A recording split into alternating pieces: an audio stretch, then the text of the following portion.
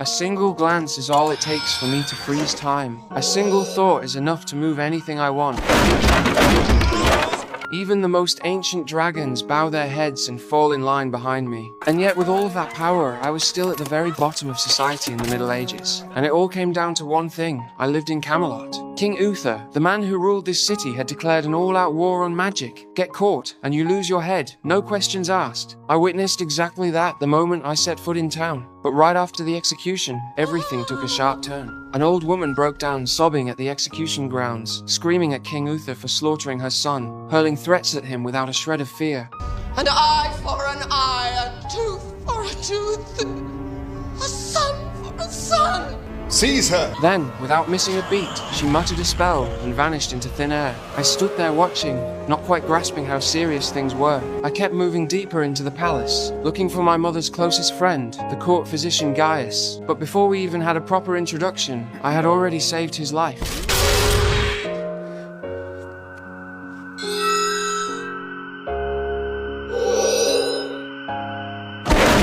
He was stunned, since a sorcerer showing up in the royal court was practically unheard of. I just want to know where you learned how to do it. Nowhere. So how is it you know magic? I don't. Who are you? I have this letter.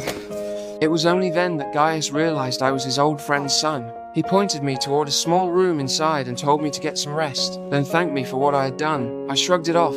To me, it was nothing. This was my first time stepping out of the little border village I grew up in, and this massive city had me wide-eyed with wonder. Gaius, though, was quietly tense. He had a strong feeling that I might be a sorcerer. After reading the letter my mother had sent along with me, that feeling hardened into certainty. The next morning I woke up feeling completely refreshed, and Gaius already had breakfast ready. Then, out of nowhere, he shoved a bucket off the edge of the table. On pure instinct, I used my magic and stopped time cold. Gaius couldn't wrap his head around it. He had never believed anyone could wield magic so effortlessly, like it was second nature. It threw everything he thought he knew out the window. After that, he asked me to stay on as his assistant so he could keep a close eye on me. I said yes without even thinking twice. Then I headed out, and on my very first day outside, I managed to cross paths with the last person in Camelot anyone would want to mess with. Arthur, King Uther's only son. Arthur was a full-blown spoilt brat who made a regular habit of pushing his servants around in every way he could think of. The moment I saw it, I stopped walking and stepped forward without hesitation.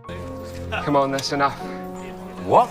You've had your fun, my friend. Arthur laughed. Nobody in Camelot had ever talked to him like that before. I genuinely thought it was just your run-of-the-mill bullying. And even if this guy was somebody important, I had magic on my side, so I wasn't scared. But with so many people watching, I figured I'd test the waters first. And the next second, Arthur had me pinned. You're in jail for that. Well, who do you think you are, the king? No, I'm his son.